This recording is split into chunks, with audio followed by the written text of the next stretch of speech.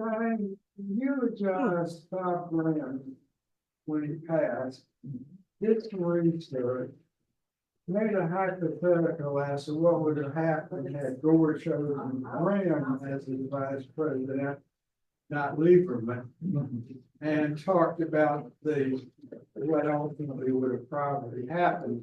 If you want, I can share that with this group at the end of the session. That would be good. Yeah. David, Mhm. this is Bud Chorstein. And he was very close to Bob Grant. I was his chief of Oh. staff, I wasn't. Oh. Yeah. Oh, wow. And he might have, he'll have some remarks at the end. Just about Graham and Gore. Okay. Yeah. I eulogized Bob at his, not his funeral, but, Graham Center's Yeah. celebration of it. Yeah. at his celebration of life, did some research. Mhm. He was considered by Gore as as a vice president candidate. Mhm. And had he chosen Graham, I think you would have had a significant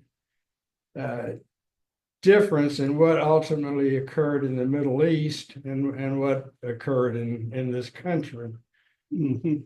So I can share that Certainly, with you. certainly he would have won Florida Yeah, and that might have, and become president. that would have been the difference. Yeah. Yeah. Well, we had never gone to war the second time, for one thing, because they went to war because they thought that Iraq had weapons of mass destruction. Bob, as an expert in intelligence, knew that they did not have weapons of mass destruction. Yeah. Well, Yeah. So did everybody else. Yeah. But Yeah, the that would be good. one thing. Let's do that. Okay. Yeah. This So, time you aren't on the machine. Julian, This time you when aren't on Bud the comes machine up, in front of you. he might want the hand mic, so you can. If I do, I'll get over Okay. it again. Yeah, Mhm. give it to him. I'm used to seeing you on the machine in the fitness center. Yeah, Hi. actually, that actually feeds into one of the last points I make in the section where I talk about the legacies.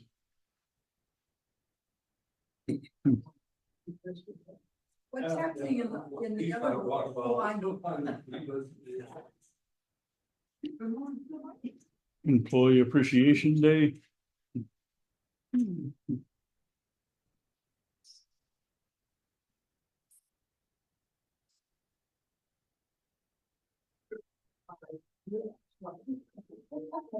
Slide should have come in the beginning. Is this your first screen? Content? Is that your first screen? Yeah. Okay, okay. I tried to see if the Zoomers can hear me, but they don't respond, so. Yeah,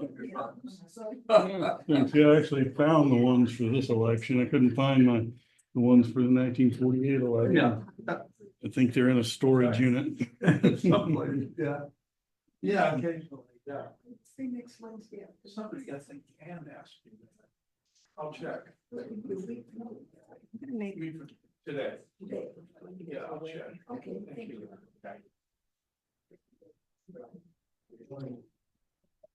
So you're up as first for the Zoom, are you? Bud or Pam? There's, besides myself, there's 3 people on and I asked them, could they hear and see, and they're not responding. I said, I chatted, I sent a chat. Yeah, but you got it up for Oh, yeah, I got screen it. sharing and. Oh, yeah, got all done, got hit, everything. Mhm. I'm fine. Thank you. So I should turn the lights down a little for you. Yeah. Do you, And there's actually one slide. Is there a way to like knock out the light, the front row lights? they will knock out half of this room and then the other, and it's either all or nothing. Ah, It's no, okay. it's no. How is this? Was this gonna move? This is not gonna move. I mean, if I'm sitting right here, I can You just, wanna I think I should be able to do it this way. No, up and down sits? it should be the side. Well, Should that's be, working. should be side to side. Oh, there you go, you got it, you got it. Yeah, okay, I gotta do it this way. All right. Okay. Mhm. Okay. Okay. I'll pick on you. That's why I'm seeing what it is. I did. Hi. When you open the summer. Oh. I'm waiting to see. Okay, okay. Is that okay? I mean, it's okay with them. It's okay with me. Yeah. I do the other one. I got an extra. Right, I mean, that's. Walked over to the other one. Right. Yeah, I think you'll be fine. Okay. We'll wait. And you can advance them with that? Yeah. Okay, good.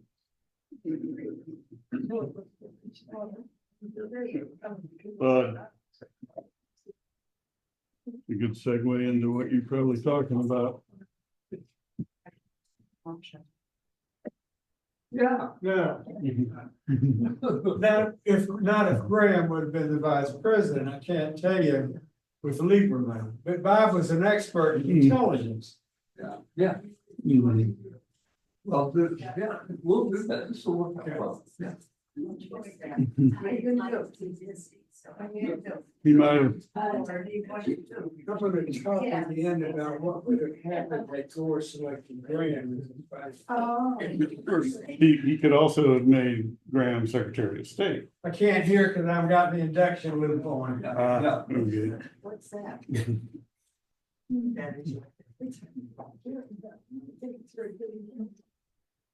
I'll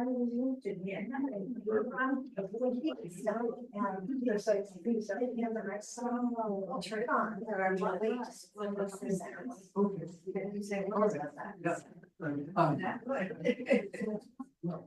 Why don't you ever do things? Off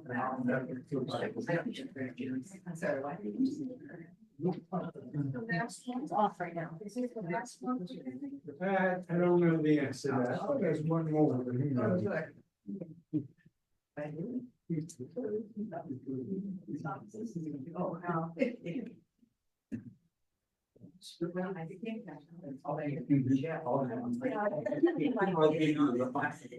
At the end, yeah.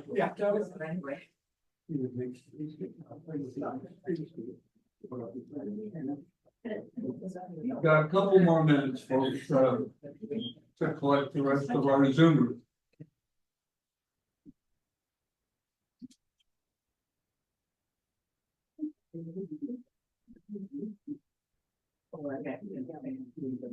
Actually, a pretty good room for this size group, you know, It is. feels good.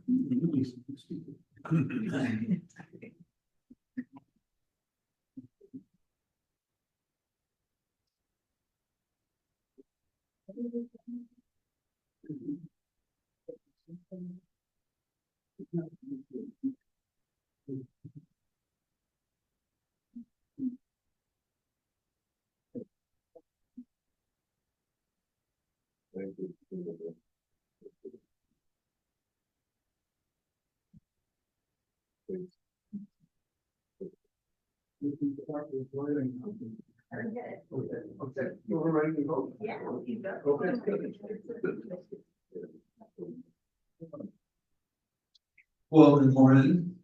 This is actually a very nice room for this size group. I think this will be good. This is the final lecture in our every 4 years series.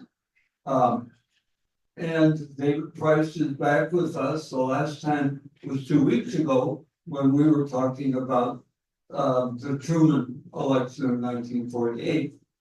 Now, of course, we're moving to the year 2000. And all of us lived through that, of course. But I think this is going to be a chance for us to reflect, think about the things that might have kind of flown by as we were living our lives. And I think it would be a good way to wrap up our series. Now, David Price, you know, from a couple of weeks ago, but you may also have seen him on WCJB the night of the election, because David did election analysis for the station. And particularly, I noticed you were talking about the local races. Yeah. And that's something that I was surprised. You had to do quite a bit of research for that. people running for a commission or for sheriff, things like that. And David had some background on how they ran their campaigns. Things that I wouldn't have thought you could just pick up on the street. I did an excellent job with that. And now he's here to give us the year 2000. David, it's all yours. David's, if you want the mic, I'll bring it up later, but. I think y'all can hear me. I've taught in Turlington and other places where it was a much larger room with a lot noisier audience. So I think this room I can do without the mic. As always, I'd like to start off talking about kind of the context of the year 2000. And we had survived Y2K by the time that election season was going on. Yet there were still some challenges that the country was facing. First and foremost, among a lot of people's minds, were rising healthcare costs and prescription drug costs. There was a big anti-globalization movement among certain groups of young people and labor activists. There's the famous Battle for Seattle that had occurred in the summer of 1999 at the World Trade Organization meeting that had been held in Seattle. There was some peskiness from this obscure group called Al-Qaeda in Africa and in the Arabian Gulf, where they shot people, blew some things up. Immigration was, as always, an issue in the United States. However, the good times were outweighing those for most people. President Clinton had done a really good job in the minds of many in building a bridge to the 21st century. The peace dividend was paying off. PCs and the internet were available to all who could afford it. But the internet was no longer something for only defense contractors, and it was really shaping lives. There was substantial economic growth, partly also resulting from the peace dividend. We had budget surpluses. Blows my students' minds when I say, in my lifetime, we had budget surpluses. I believe there were 3 under the Clinton administration. There was a boom in tech stocks that I distinctly remember. Some of the computer programmers where I was at teaching at Xavier as a visiting assistant professor were regaling me every time I go in to use the computer lab with, their latest scores from the tech stocks. So good times were outweighing the bad times in the minds of most people, which should have helped the incumbent party. Democratic nomination, Vice President Al Gore was a front runner from the very, very beginning. New Jersey Senator Bill Bradley did try to make a token effort to give him a challenge. In the grand scheme of things, it failed pretty miserably. Gore highlights the same issues as Bradley. He does focus distinctly on healthcare and prescription drug costs, preserving Social Security, and he's the vice president. Democratic Party is really supportive of the Clinton-Gore base, and Bradley was just never able to make an argument why Gore shouldn't be the nominee. Interestingly, trivia fact, if there's a trivia competition here, Gore is the only person in an open seat election for president who won every primary and every caucus.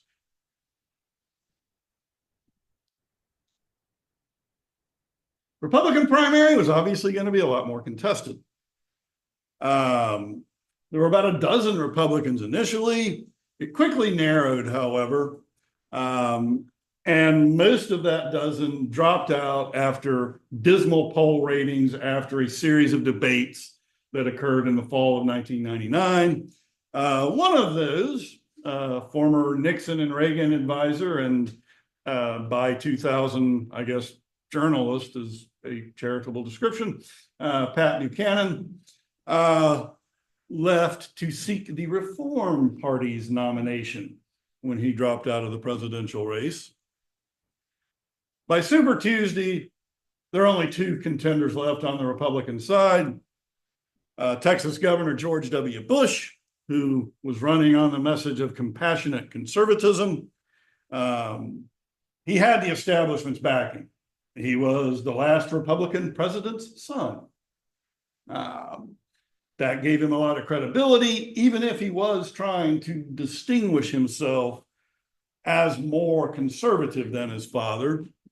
And this compassionate conservative message would be unrecognizable to today's conservatives, but it did have some appeal to a good number of people. It promised, and again, something that would horrify, I think, today's conservatives, talking about abolishing the Department of Education. It called for increasing federal government funding for education, although you got to watch that. Anytime the government starts to fund something, it starts to take control of it a little bit. And as we saw with the No Child Left Behind Act, the federal government does end up under Bush taking more control over that. Wanted to start to give federal tax dollars to private charities to engage in social welfare type programs. And Republicans of today would still be quite familiar with this one, cutting taxes, especially for wealthier people, and especially the capital gains tax. His opponent was Maverick Senator John McCain, Republican of Arizona. His signature issue was campaign finance reform. McCain was perhaps naively hoping that there would be enough states that allowed crossover voting in the primary that this issue, because there was not going to be much of a Democratic primary, this issue would attract Democrats and independents to vote for him in the Republican primary, and that might put him over the top.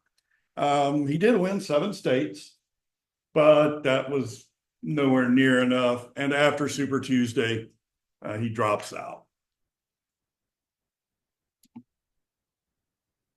As I'm sure you all remember, there were 2 third-party candidates who had varying degrees of effect on the election, especially here in Florida.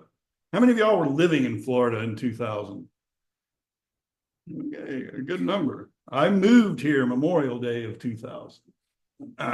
So my first Florida votes were in the 2000 presidential election. Green Party candidate, or the Green Party was running. Platform was basically very similar to European Green Parties: environmental protection, demilitarization, various social justice issues. Perhaps a little bit more than the European Green Party. The Green Party of 2000 in the United States and the late 90s was trying to tap into the anti-globalization sentiment exemplified by the Battle for Seattle. And it did really emphasize fair trade. Consumer advocate Ralph Nader had made the ballot in 22 states in 1996 and was again the Green Party's candidate. He had gotten less than 1% of the vote in 1996. He makes it on the ballot, or the Green Party makes it on the ballot in 43 states and DC in this election. And the party's goal, really from the beginning, I don't ever remember any Green Party people telling me that they thought Nader could win. What they wanted, though, having observed the Reform Party, they wanted 5% because that would qualify them for federal matching election funds. That was their goal. The Reform Party was the other party, founded by Ross Perot on protectionism and kind of anti-establishment, the establishment is corrupt kind of message. It was considered, if you looked at things in January of 2000, it was considered a maybe viable third party. 1998, it had produced a governor in Minnesota, Jesse Ventura. It had federal matching funds, although its vote share had been declining in presidential elections. I mean, in 1992, Ross Perot got 19% of the vote. Didn't get any electoral votes. That had declined significantly in 1996 to 8%. But the 1996 election, a lot of political scientists see as somewhat of an anomaly because it had less than 50% voter turnout. And that's the presidential election. By 2000, however, Ross Perot had gotten bored and moved on, and bitter infighting was racking the Reform Party. Pat Buchanan thought he could come in and scarf up the nomination, and he ultimately was correct in that. When he does, he adds to their kind of existing protectionist policies, anti-immigration. And I find it interesting. One of the people he beat for the Reform Party nomination was a New York businessman named Donald Trump, who was running on, again, protectionism, but also universal health care.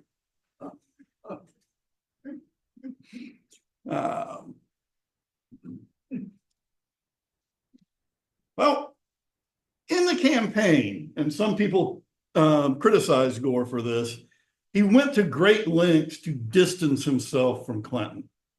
They made very, very few campaign appearances together, primarily because Gore felt Clinton's biggest liability was the Monica Lewinsky scandal, and he wanted to very much not appear to be in line with that. But that just reinforced perceptions of him as kind of a bland technocrat, as did his claim to have invented the internet.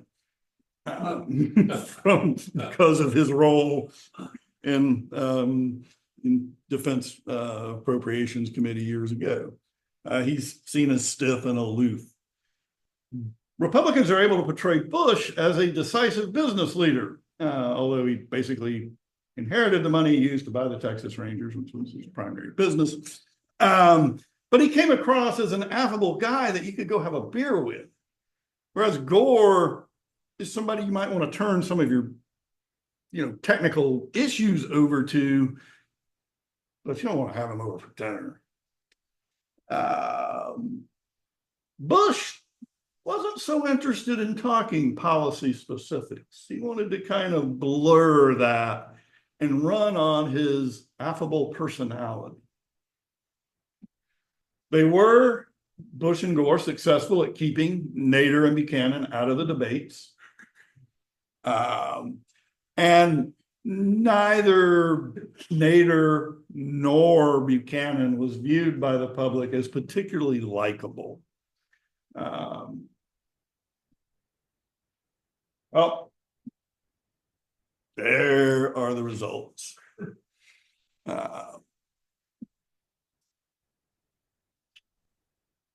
Lots of red. Nader falls short, way short of the 5% that the Green Party had hoped for. Buchanan doesn't even get 1 million votes. In fact, of the 1 million and change other, the Reform Party candidate Buchanan got less than 500,000 of that. So, but the popular vote was really close, and Gore won it.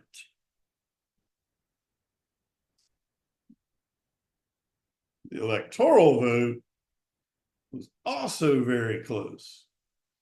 You have to have 270 electoral votes to win. Bush ends up with 271.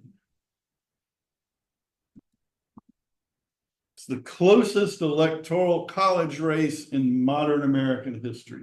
The only other one that you could argue is closer is the 1876 result, but that had 3 states with disputed electors. Florida was decisive, and Florida was razor thin close. 537 votes out of almost 6 million. I wrote an article for a reference work on significant visual documents in American history. And one of the documents was a series of Orlando Sentinel headlines that were produced for the edition the day after the election. It starts with the outlying areas. That's printed first, and it's oh so close.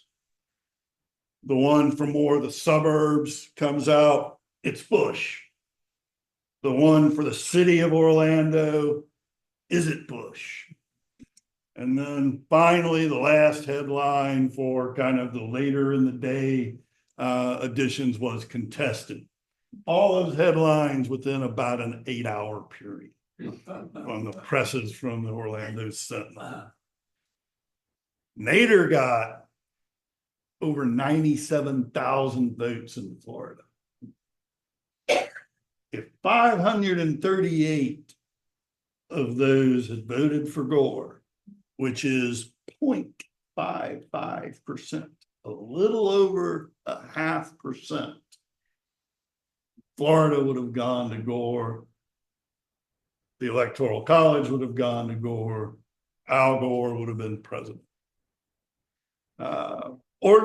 Ordinarily, I'm skeptical of claims of the spoiler effect because usually when you look at it, you have to get 50% or more of the third party's voters voting for one of the major party candidates. And that's a stretch. I mean, there's a reason people didn't vote for the major party candidates to begin with.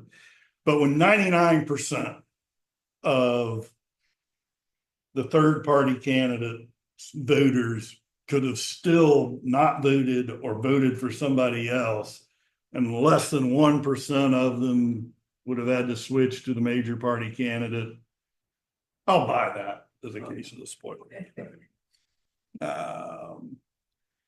Wasn't just the presidency that was close. The Senate elected that night was 50-50, which ultimately would lead to the interesting set of 2 weeks of a Democratic majority leader. Then Inauguration Day comes along and it's a Republican majority leader.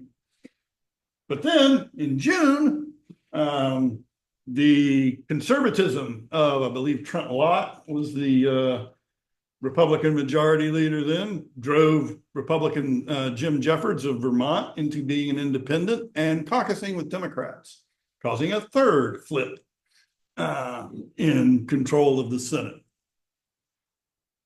The House was also pretty narrow, like it is likely to be now, like it is like it was after the 2022 election.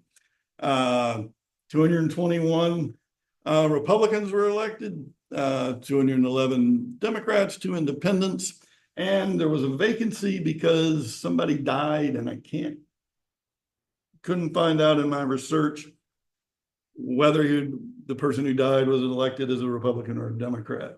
Eventually, numbers do get up to where Republicans have 223 seats because of vacancies and things like that occur.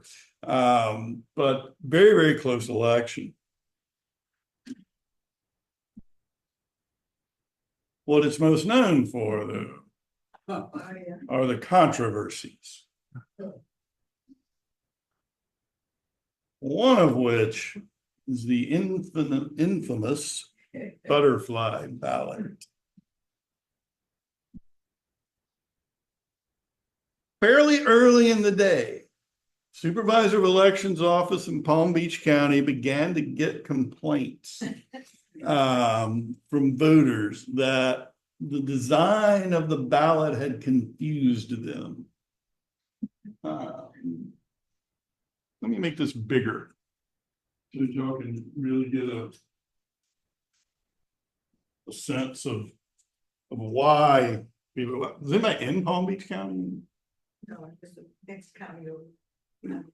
Okay, did you all remember what the problem with the ballot was? It was bioorganization. Yeah. I'm from Palm Beach County. We put a sticker on the back of our car that said, not everybody in Palm Beach County is stupid. Mhm. I was driving. All right, it's clear if you want to vote for Bush. Do that. But this whole, I mean, yeah, it is marked, but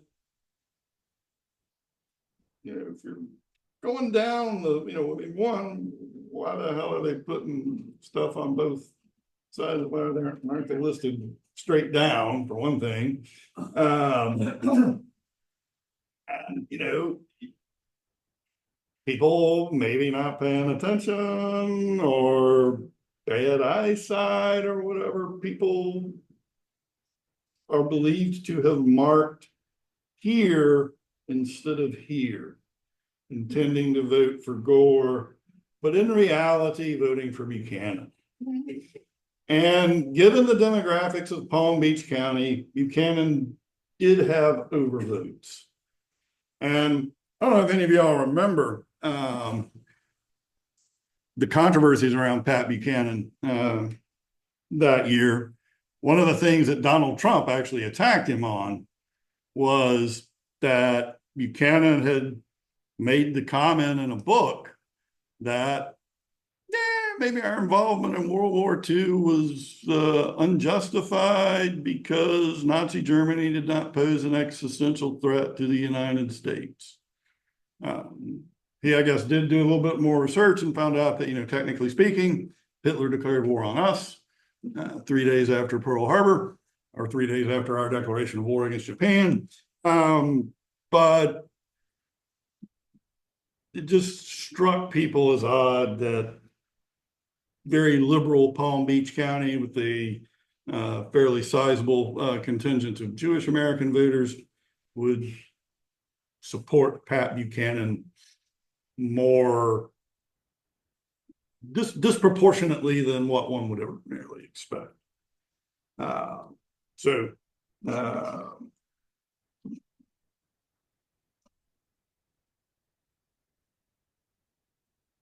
part of the issue is that the font had been enlarged on the ballots to help visually impaired voters.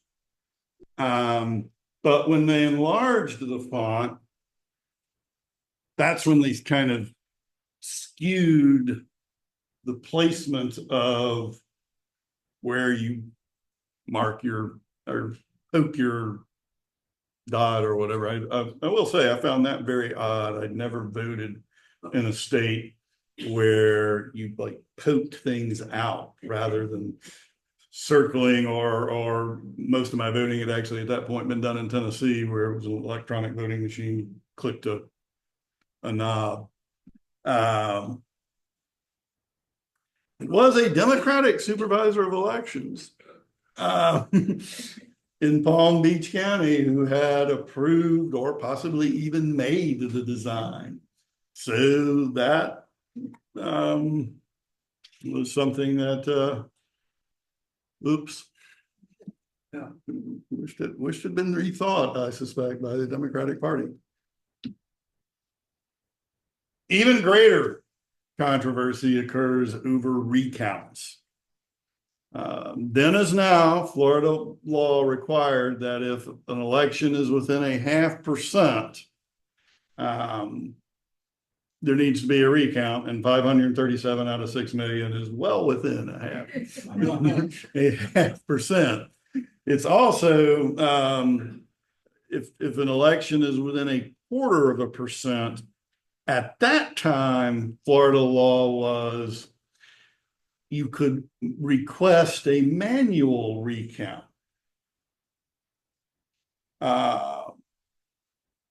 a machine recount was going to occur, machine recount occurred, and Bush's margin was cut. By about half. I believe that originally his margin was like 12 or 1,300 votes, and manual or electronic recount, it was cut down to the 537. Gore campaign requested a hand recount. However, they only requested it in 4 counties. The 3 large South Florida counties, and I believe one of the Metro Tampa counties, all of which were majority Democratic. Those counties did make up about 30% of the votes cast in the election. The Bush campaign sued, saying, look, you shouldn't like hand pick counties to hand recount. If there's going to be a hand recount, it needs to be of all counties, which they of course knew would be such a time-consuming, laborious process that it might well extend past the point at which other branches of government outside of the Secretary of State's office and supervisors of elections in every county would start to intervene.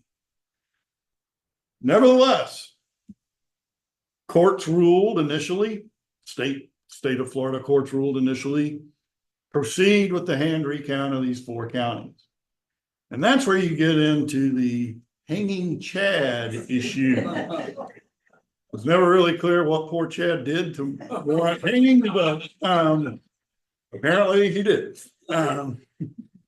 Seriously, hanging Chads are these, again, this like, poking ballots issue, because sometimes you don't poke all the way through the ballot, so there's a little bit that's still there, and you got into all manner of disputes between people working for the supervisors of elections office. Should this partially poked through Chad count as a voter's intent, or is this something that happened, this person didn't intend to vote in the presidential race, this just happened in the handling of the ballots since then? And you got all kinds of back and forth on that. And there was no clear standard anywhere in Florida for how you hand recount a partially poked through ballot. Would the machine have counted it if it's only just kind of barely poked through? Maybe 1 of 4 corners is poked through. So that became an issue. And the clock was run. Yes. I voted in that year in Florida, but I did a mail vote. No. And I had done mine already and put it in the mail. My husband was doing it in a diner in New Jersey.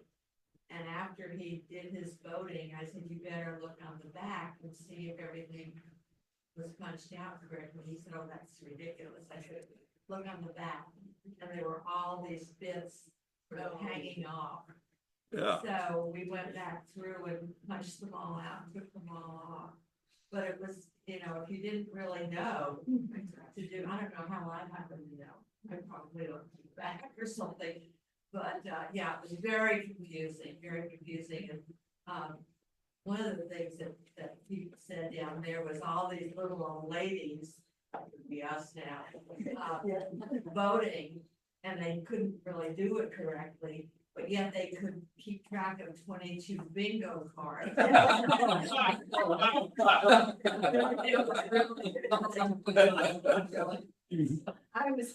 lived in St. Lucie County, and I was driving down, we had electronic vote, and I was driving down to Palm Beach that day, and I was listening to, there was a female talk show, And I was listening, to this, I don't know what's going on in Palm Beach County, but, and that was, I said, how could you get mixed up in voting? Pull the lever, you know?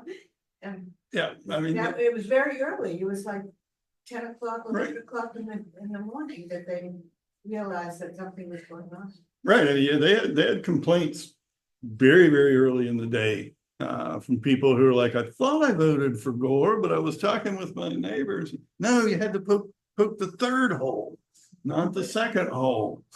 Which again confuses people, why are the top two parties not the Yeah. first two options? Yeah. This poking stuff instead of other methods, it cost a friend of mine, well, maybe his own arrogance cost him a job, but he came down, stayed with us, took the test to work for Lucent.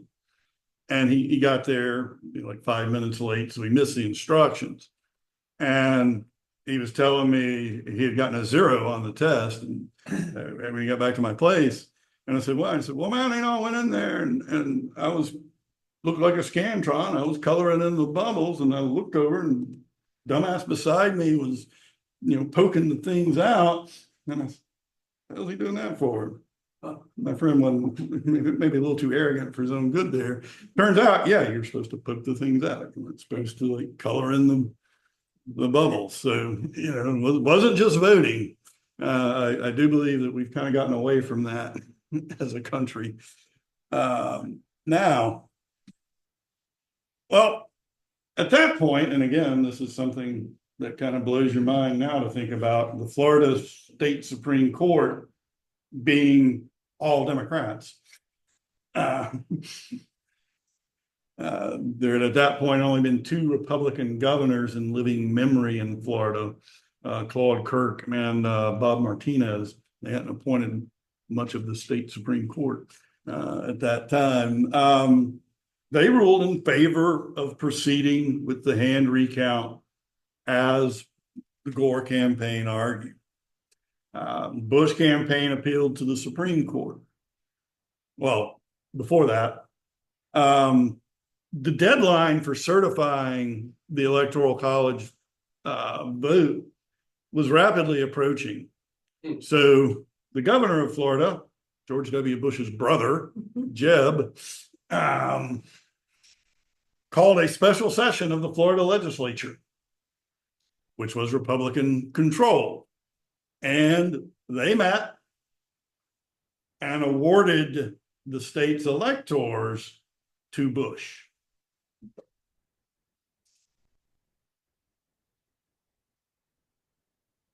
Both campaigns are appealing to the Supreme Court as well. And on December 11th of 2000, the U.S. Supreme Court, in the case of Bush versus Gore, by a 5-4 partisan decision, in terms of the 5 justices appointed by Republicans voted for Bush, 4 justices appointed by Democrats voted for Gore, ordered the hand recounts to stop and to accept the Florida legislature's awarding of delegates. This is important long-term, especially in legal history, because it does establish, if you read the ruling carefully, it does say there is no constitutional right for voters to determine electors. The Constitution says the state legislature determines how the state's electors are chosen. If they want to randomly pull names of off driver's license, as long as something else does not invalidate the person's right to be an elector, the state legislature can choose how electors are chosen. And there's a Supreme Court decision to back it up. By the way, any of y'all familiar with the National Popular Vote Interstate Compact?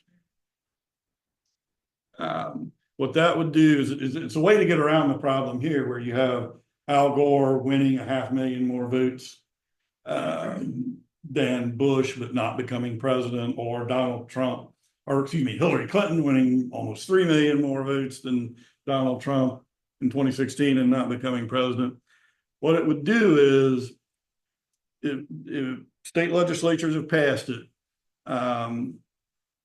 and the way that those states' electors will be awarded if a certain number of states agree to it, would be not by the vote within the state, but by the national popular vote winner. That bypasses the need to have constitutional amendments to expunge the Electoral College from the Constitution, but it would allow the popular vote to decide the president. You need 207. You need states totaling 270 electoral votes for that to go into force. So far, states totaling 209 electoral votes have passed it. So maybe something in the future. Well, the legacy of the 2000 election. Lawsuits can determine the election. Trump very much revived this idea in 2020. Prior to that time, the idea of bringing the courts in to decide electoral votes, while a legal theory, had never been tested. A lot of the issues of contention are still unresolved. Immigration, free trade or fair trade or protectionism.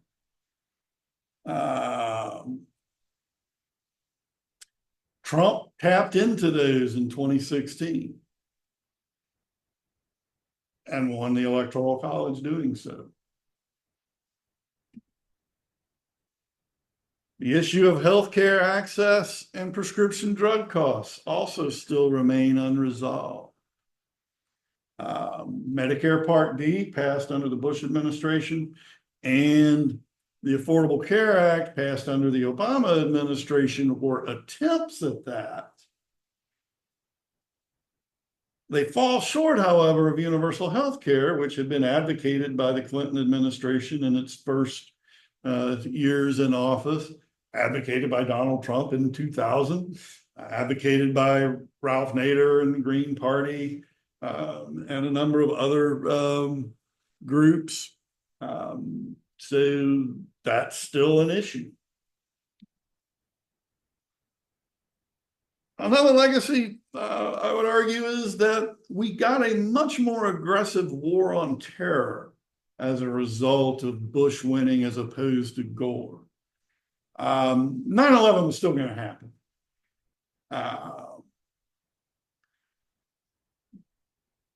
But the Iraq War,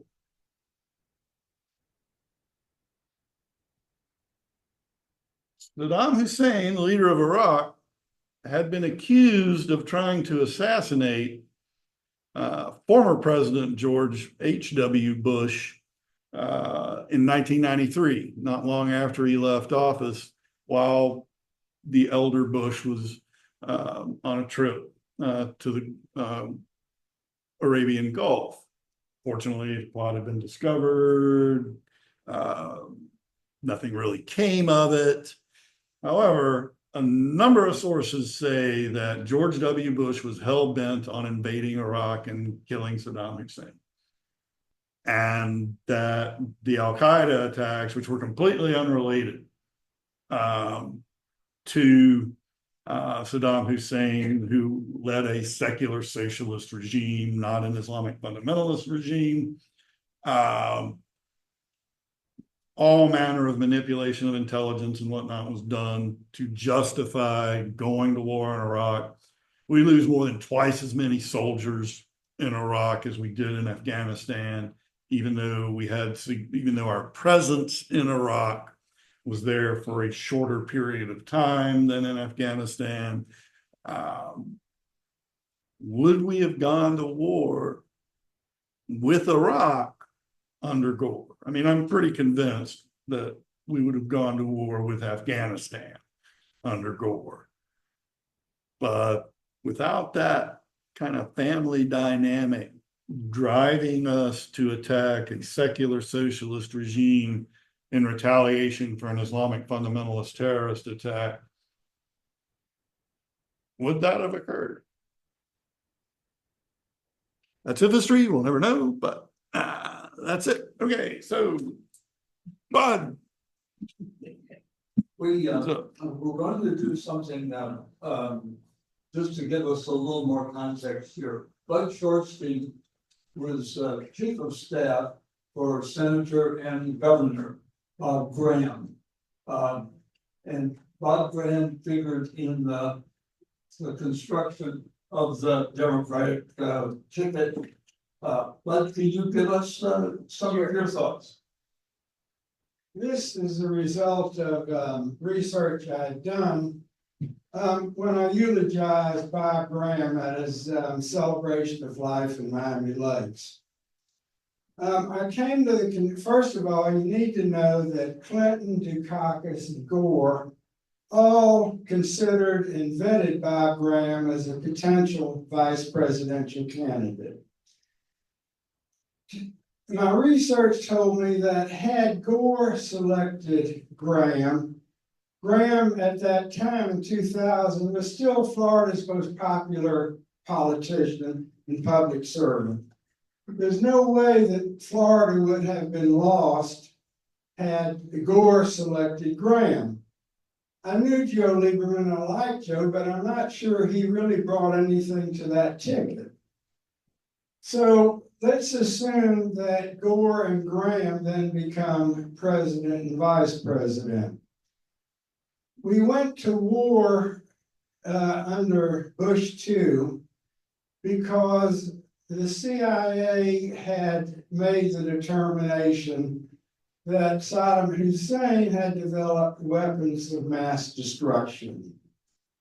Graham was an expert in intelligence, probably knew more about intelligence than anybody else in the United States Senate, and became a chairman of the Intelligence Committee. Bob never believed that Saddam Hussein had weapons of mass destruction, and in going to war, they never discovered weapons of mass destruction. So we would have probably avoided the war, the second war with Iraq, had it been a Gore-Graham ticket. And the significance of that is as follows. Once we denuded Iraq, Iran became unchecked in the Middle East and has been a problem for the world, and especially the United States and the Middle East, since they were not checked by Iraq.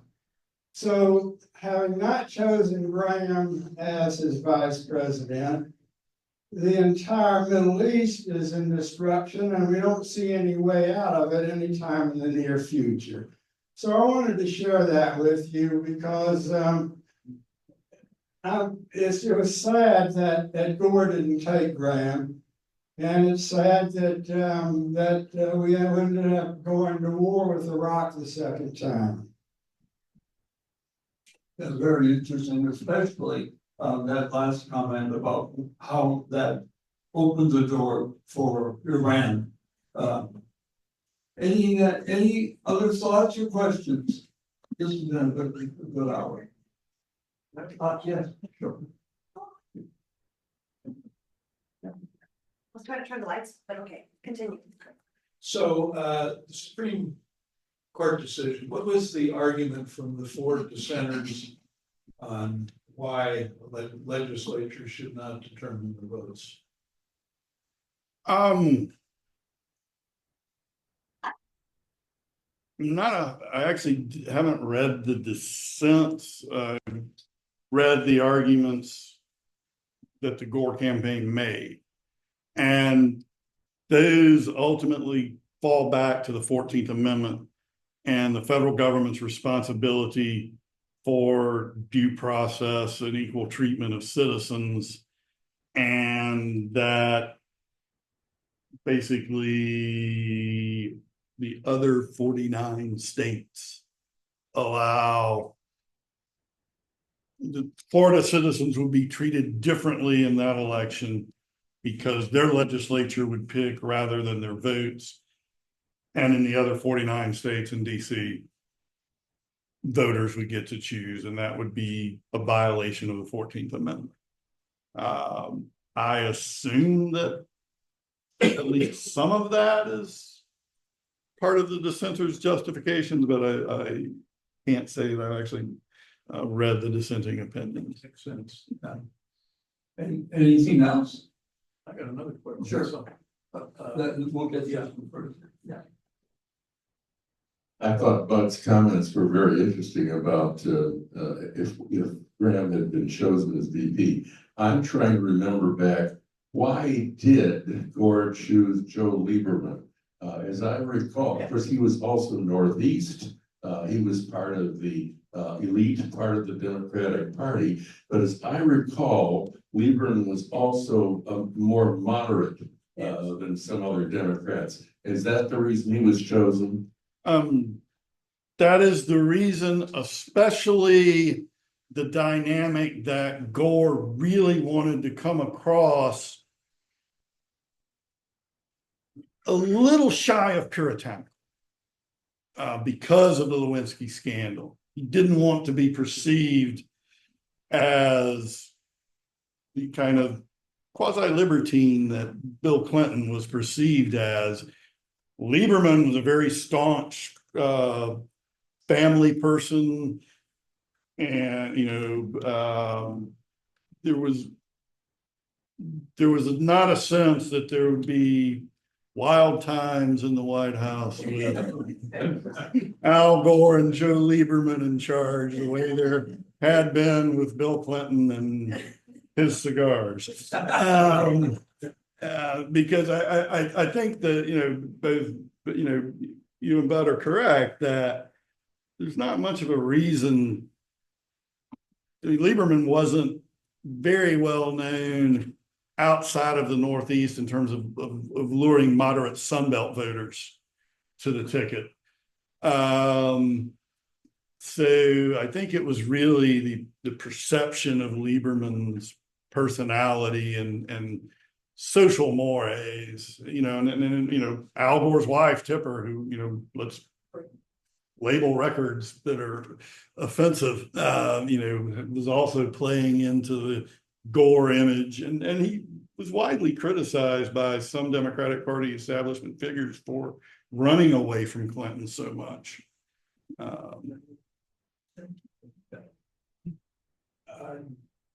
Florida obviously was crucial in this election, but so was Tennessee, Gore's home state, which he did not carry.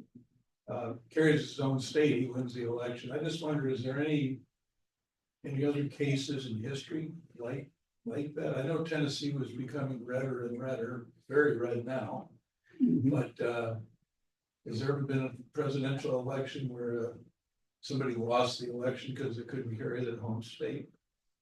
Other than Gore. Trump didn't carry his home. Well, didn't carry his home state in 2016. But he won the election. As I try to go back and think about close elections, I'm gonna say no, that losing the home state arguably cost the election. Any thoughts on why he lost his home state? Oh yeah. I mean, I grew up in Tennessee and actually voted there, even though I lived in Ohio and Georgia in graduate school was in graduate school too many years. Yeah, I mean, Tennessee was definitely becoming Republican. Gore was out of touch with Tennessee. I mean, he had been vice president for 8 years. He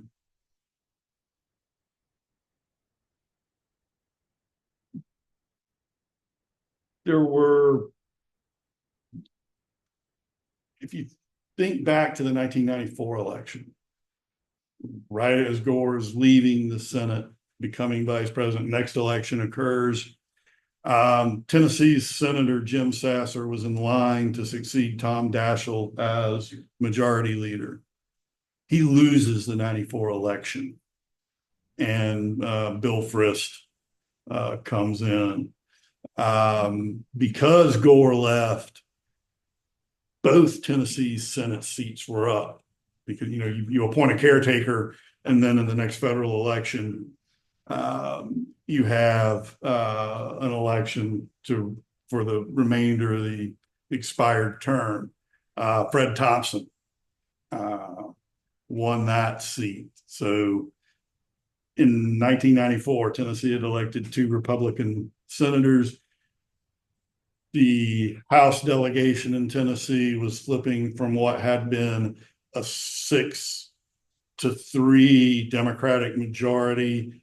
By 1998, it was a 6-3 or a 7-2 Republican majority. The state moved away from Gore. There's one on Zoom also that has a question. But you knew I'd make a question about this, because I used to live in Nashville for 31 years, and I always had the sense that Albert Gore never really had the kind of respect that his father did. In fact, he tried to distinguish himself from his father by portraying himself as an investigative reporter, which he to a certain extent was for the National Tennessean. But he really was, as you said, out of step with the way the country was moving, and he didn't care. That's my feeling. And the image that he tried to build was to try to separate himself from his father as much as possible. And I think he largely succeeded in doing so. Yeah. To his detriment. Yeah, I mean, I thought that Doonesbury really, most hilariously, there's series on the 1988 presidential elections where they have Prince Albert is the Gore character. But by the middle 1990s, this had been the trend throughout the old Confederacy. You go from Texas, Louisiana to Mississippi, Alabama, Florida, Georgia, South Carolina, North Carolina, Tennessee, and Arkansas. All of it had been Democratic up toward the early, late 1980s. All turned very Republican very quickly thereafter. Yep. Ron? And that was, I think, a school segregation and immigration, weren't those the things that really drove the South toward the red? Well, I had the theory that what had happened as the Democratic Party became more liberal, it became that much more difficult for these Southern elected officials to identify as Democrats. And that was probably had as much to do with anything as to why it turned over. Graham could have been elected forever. Sam Nunn could have been elected forever. They got tired of fighting the left wing of the Democratic Party that made it so difficult for them. Ron, Rick Gold has his hand raised. Rick, is Rick unmuted? Yeah, it says Yeah. he's muted. Sure. I was a Nader Can you hear you, Rick? supporter. Go ahead, Okay. Rick. Can you hear me? Looks like he's talking. If you can't hear me, then I will put it in chat. Wonder if you could type the question. Rick, it looks like you're still muted on the screen. Now, If you can hear me, then I will speak. Otherwise, I'll put it on chat. Okay. Could you type the question in the chat?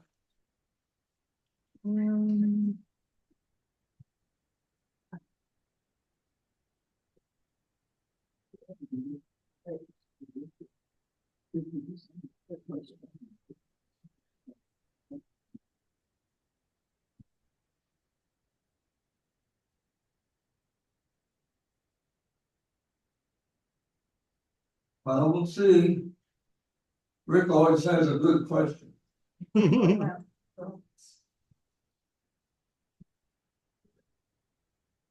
Well, I guess, I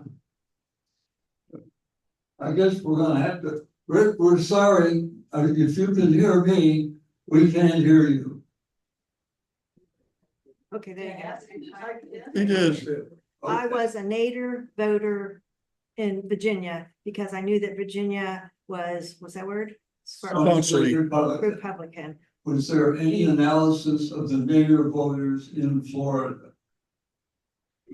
I've never encountered a systematic analysis of the Nader voters in Florida. You know, that was a long time ago, so I'm willing to confess it now. It wasn't so much then. I was a Nader voter in Florida. Nader had been, Tennessee was one of the 22 states that Nader had been on the ballot in 1996. I was registered to vote in Tennessee in 1996. I voted for Nader. Then I really thought it would be good if we had a party other than, you know, the egomaniacal creation of Ross Perot that had 5% of the vote. I kind of bought into the idea that Nader should get 5% of the vote, and that we should start to have a viable alternative. I also was somewhat disillusioned with Gore. You know, for somebody who later on becomes noted for an inconvenient truth and as a climate change advocate, because of my roots in Tennessee, and I'd actually interned with the state legislature in 1987 when Gore was a senator and knew people who worked in his office and whatnot. Gore owned $50,000 worth of stock in Occidental Petroleum. There was an illegal dumping ground on Gore family land for maybe toxic waste, maybe not. Something that one could argue it was not just illegal in what was being dumped, but in that the people dumping it didn't own the land, and this was, you know, rural land out in the middle of nowhere. The Gores were a wealthy family, you know, and Gore had no knowledge of it, but you know,